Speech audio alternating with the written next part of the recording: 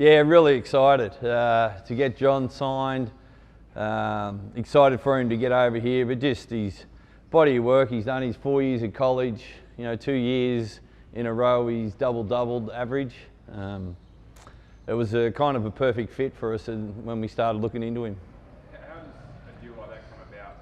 If someone, like you said, his record speaks for itself, he would have had suitors around across the board. So how does a deal like that come together?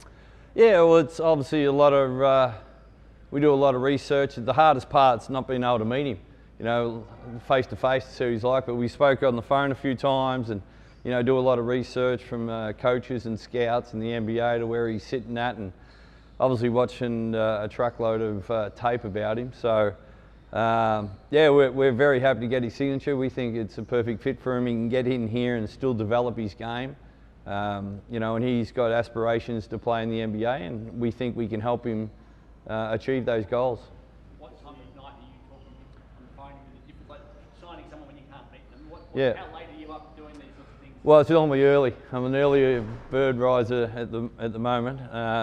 But yeah, it's the research that you got to do. Normally I'm over in Vegas and we can sit down, have a coffee or a lunch and you get a feel for a person. That's the hardest thing recruiting right now, that we haven't met face to face, which we put a lot of stock in.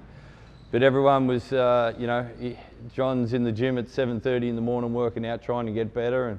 And the research that we did, he's a great guy. And I think he's going to be a great match, not only our culture, but he's going to fill a very big hole that we've got to fill in our big man stock. How hard is it to go? Does he fill the Nick Kay spot at the Hope, and to what extent? Yeah, well, he probably has a little bit more dynamic than Nick. Nick was absolutely fantastic for us for 2 years, and probably a little bit more versatile with his speed and with his perimeter. And I think John gives us a better post presence, maybe a better rebounding area. But look, if he can get Nick's skills with the perimeter with the ball, he's certainly going to be an NBA talent.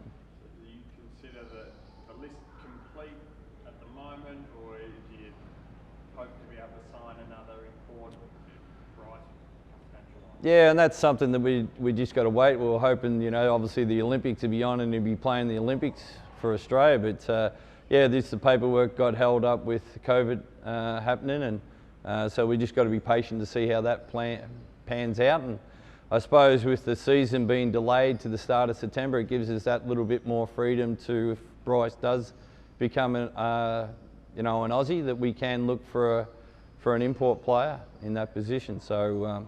Yeah, we're not leaving anything off the table at the moment. Hard to plan for, but sort of get the expectation that it is going to happen. It's just a matter of when. Yeah, well, who knows? It could be before the season. It might be halfway through the season. I don't know. So that's something we just got to be patient for, but just have our ducks in a row that if it does present itself, we're ready to roll.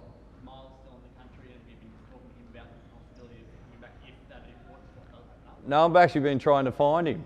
I've sent him a couple of messages, but Miles is certainly not off the table either. If Bryce does become an Australian, we would love to bring him back, but we just have to find him first. When do you expect John to arrive in Australia? What's the time frame? Yeah, look, we'll wait for the NBA draft. This is the 15th, 16th of October, so. He'll get over here, then obviously have to do the 2 weeks, and if we're starting at the start of December, if he's out of quarantine the start of November, it gives him a good month. Normally we've had a month lead in with new imports coming in here to get them acclimatised to the Australian culture and Australian way, so that's our time frame at the moment. You said you watched a lot of tape. What excites you most about the way he plays? Yeah, I just kept on coming back. He gets the ball. He gets into the right spot, and the numbers that he's produced, not only this last year, in a great conference in America, is kind of mind-boggling. And then you compare it to, the stat line of 2 NBA greats in his time that had the same numbers in Duncan and Blake Griffin. It was unbelievable. So it kept on coming back to there, getting the right spots and watching tape. He's unselfish. He's got a great basketball IQ, and it was just the deeper we looked in, it was more synergies we had with the Wildcats, and soon as we found out that's the guy that we wanted, we went after him pretty hard. Don't know if you're much of an artist, but can you paint us a bit of a picture of what you think the season's going to look like? Yeah, well, that's the $64 million question, isn't it? It's obviously stuff that's happening in Melbourne and on the East Coast. We're out of that picture at the moment, so it's a little bit different for them. But who knows? The two Melbourne teams could move out and let everybody else play at home for a majority of the season. There could be hubs in Australia or in New Zealand. So we know one thing: it's going to be change. It's going to be constant movement. And if you complain about it, you're going to get left behind. You've got to adapt really well and focus on what you can control. And that's what we've done the last 5-6 years, and we'll keep doing it. Is there much of a dialogue with the NBL? Do you pick up the phone? Do you just let it happen? Is it just a waiting game? Yeah, well, I think there's owners' meetings, there's regular owners' meetings to get them updated, CEOs' meetings. The coaches kind of get left out of that, which is a shame, because we do have some good input, but yeah, they're the powers to be. This may already have been answered in previous weeks, but have you settled on who replaces Damo as captain?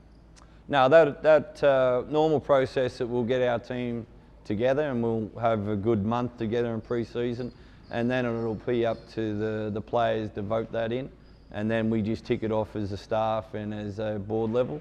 You know, it's a big call. Damo was huge for us for 7 years as captain and 5 championships, so it's a big void to fill, and the guys normally work it out.